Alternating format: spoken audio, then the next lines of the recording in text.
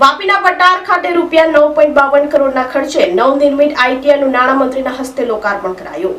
વાપી મહાનગરપાલિકા દ્વારા રૂપિયા 19.64 કરોડના ખર્ચે રસ્તા, લાઇટ, પાણીના કુલ 12 કામોનું પણ મંત્રીના હસ્તે ખાતમુહૂર્ત કરાયું।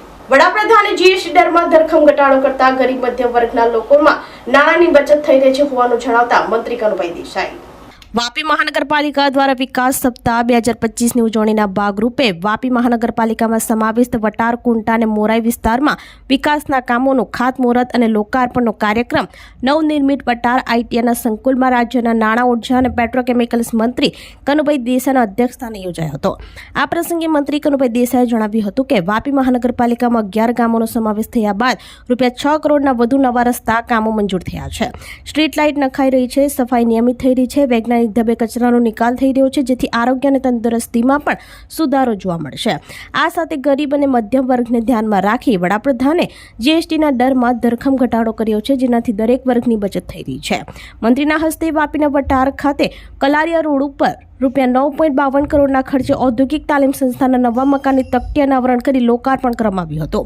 આ સાથે જ વાપી મહાનગરપાલિકાના કુલ 6 રસ્તાના રૂપિયા 13.07 કરોડના કામો, લાઇટ વિભાગના કુલ 3 કામ રૂપિયા 1.58 કરોડના અને પાણી વિભાગના રૂપિયા 4.99 કરોડના 3 કામો મળી કુલ રૂપિયા 19.64 કરોડના કુલ 12 કામોનું મંત્રીના હસ્તે ખાતમુહૂર્ત કરવામાં આવ્યું હતું।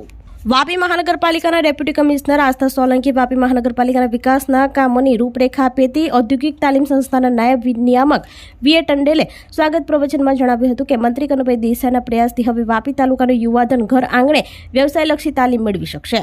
આભાર વિધિ વટાર આઈટીઆઈના પ્રિન્સિપાલ નેહલ પટેલે કરી હતી। આ પ્રસંગે વાપી વીઆઈના પ્રમુખ સતીશ પટેલ, વાપી શહેર અને તાલુકા સંગઠન પ્રમુખ, પાડી તાલુકા સંગઠનના માજી પ્રમુખ મહેશ દેસાઈ, વાપી મહાનગરપાલિકાના deputy commissioner Ashwin Pathak, incharge chief city ઇજનેર જતીન પટેલ સહિત મોટી સંખ્યામાં નગરજનો ઉપસ્થિત રહ્યા હતા। કોઈપણ ગામમાં આટલા બધા કામો પહેલા આપણા જિલ્લાનું બજેટ 10-12 કરોડ આવતું હતું અને એક જ ગામમાં આટલા ટૂંકા વિસ્તારમાં આટલા બધા કામો આપણા માનનીય પ્રધાનમંત્રી શ્રી મોદી સાહેબ જ્યારે ગુજરાતના મુખ્યમંત્રીનો ચાર્જ લીધો